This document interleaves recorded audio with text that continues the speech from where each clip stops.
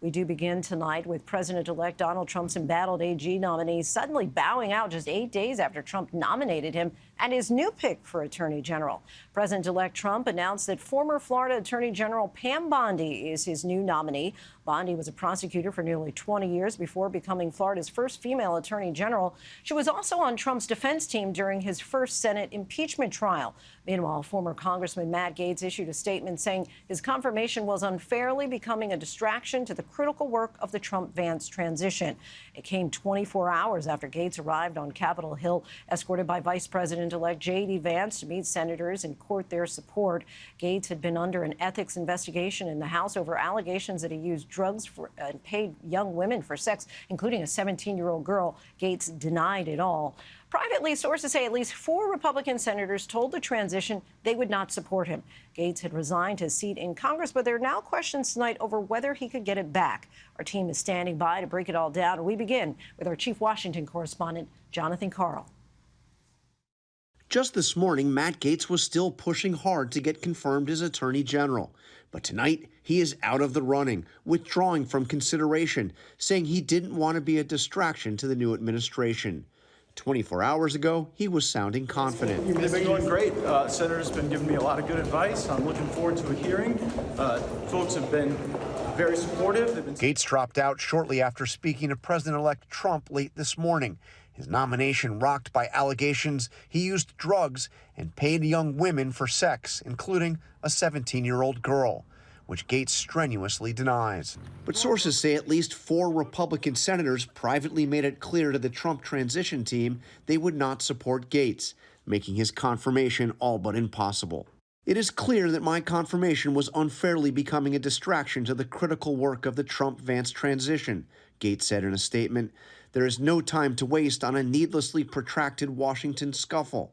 Thus, I will be withdrawing my name from consideration to serve as Attorney General. Shortly after, Trump posted his own statement saying, quote, I greatly appreciate the recent efforts of Matt Gaetz in seeking approval to be Attorney General. He was doing very well, but at the same time, did not want to be a distraction for the administration. At least some Senate Republicans expressed relief. Well, I mean, there's a sense of relief about it, of course. I mean, simple math, I think it was made clear that there's not a path, and if there's not a path, you're going to spend a lot of political capital for a losing cause, and it wouldn't have been worth it.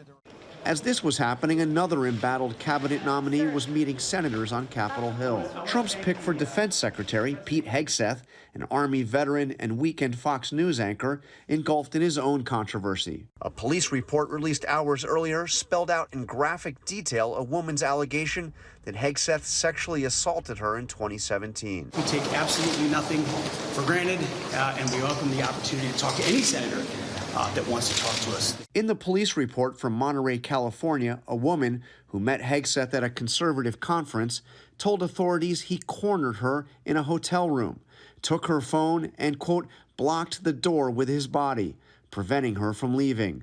She said he sexually assaulted her and that she remembered saying no a lot. Hegseth denied the allegations and told police what happened in the hotel that night was consensual. I'll keep this very simple. The matter was fully investigated, and I was completely cleared, and that's where I'm going to leave it. Thank you. According to the report, police recommended this case be forwarded to the local district attorney for review and possible prosecution.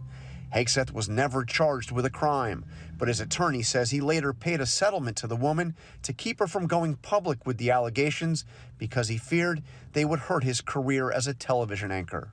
Sources say Trump was not aware of the allegations when he nominated Hegseth to lead the Pentagon. Today, some of the senators Hegseth met with expressed support for his nomination. I think he's going to be in pretty good shape. Republican Senator Mark Wayne Mullen of Oklahoma seemed to brush aside the allegations in that police report. When you read it, you can clearly see that it was 2 people flirting with each other. Well, it also said she couldn't get out of the room. Well, that's one person's opinion.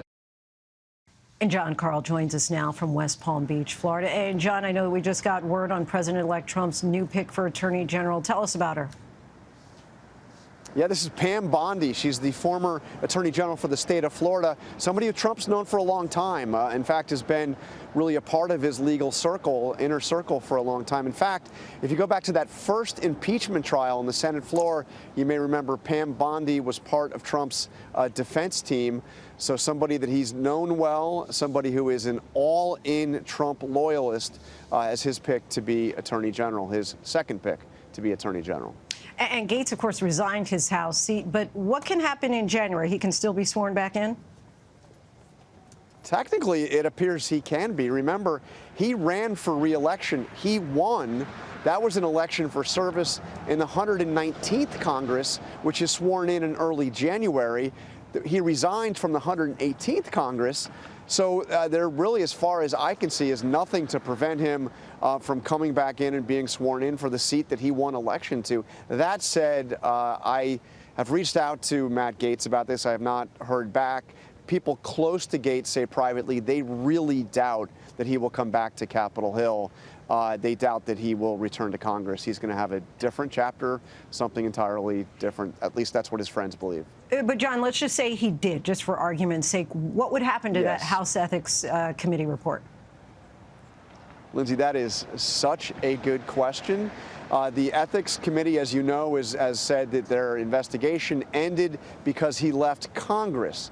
That the report, the Republicans have argued, at least so far, would not be releasable because he is no longer a member of Congress. It is not in the purview of the Ethics Committee to review former members, only current members.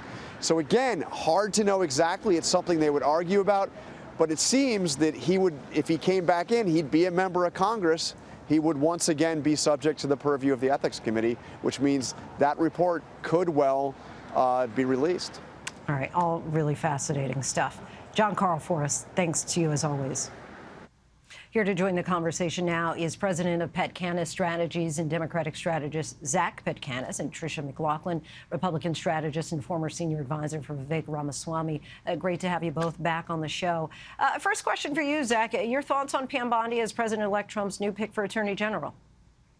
Well, I mean, obviously, the circumstances for which she was nominated is a major embarrassment for the Trump administration. Right out of the gate, a body blow, one of the first nominees going down. But I think that this whole episode is actually really instructive of the way that Donald Trump intends to govern. He is looking for loyalists that will use the office to go after his political enemies. That's his priority.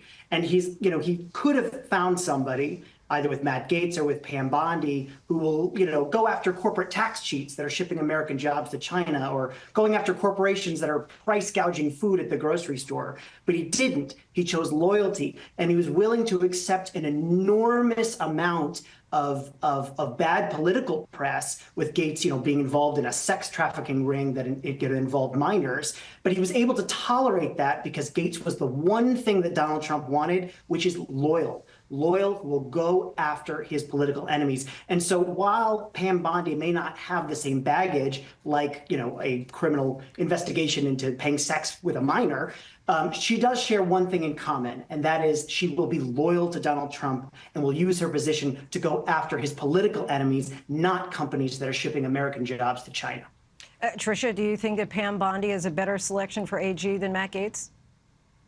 Yeah, I think, first of all, we have to remind viewers that the DOJ, which investigated Matt Gaetz last year, found no wrongdoing and did not press charges. So that's incredibly important to remember. I think Pam Bondi, she's been an incredibly effective 20-year prosecutor. She's the first female attorney general in Florida. She's known to be highly competent. She's been a highly effective spokesperson for Donald Trump. So, I think she's going to definitely have a pathway to confirmation, and I think she will absolutely act in a loyal way. But I do want to address my Democrat friend that in no way do I think Pam Bondi or Donald Trump will use this office to go after their political opponents, much like Merrick Garland and Joe Biden did, which we saw the lawfare against Donald Trump. That has to stop now. We got to get back to normal democracy, and that's what we're going to see under Donald Trump and Pam Bondi as Attorney General.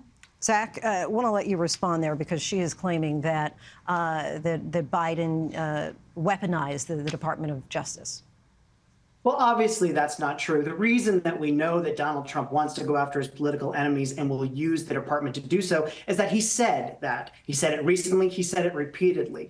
The Department of Justice didn't go after Donald Trump. The jury of everyday Americans, they're the ones who indicted. They're the ones who indicted him, a grand jury, and then a jury convicted him. And so these are Americans who went after Donald Trump for his criminal activity. And that's just simply not what we're seeing with the Department of Justice. But what Donald Trump has said that he will do, and why he is choosing these individuals to lead the department, is that he will weaponize, he will politicize, he will use it for political retribution for these grievances that he has. Tricia, I want to move on to the Defense Secretary nominee, Pete Hegseth, and the latest allegations against him. Do you expect his nomination to follow the same downward trajectory as Gaetz's? It certainly seems like he has warmer relationships. And the Senate, Matt Gaetz, part of his problem was not only the salacious details of these allegations, but as well, he had personally gone after some of these senators, which Pete Hegseth has started and grown to have warm relationships with them. So I mean, he's served for 20 years in the military, has 2 Bronze Stars. So I think it's a matter of competence, which I think he's going to need to demonstrate that, as well as the ability to manage such a large workforce. As far as there's over 1 million people who work in the Pentagon and for the U.S. military. So that's kind of the question. But I think that he will be confirmed by the Senate. All right, Zach Petkanis and Tricia McLaughlin, we thank you both so much for your time. Really appreciate it.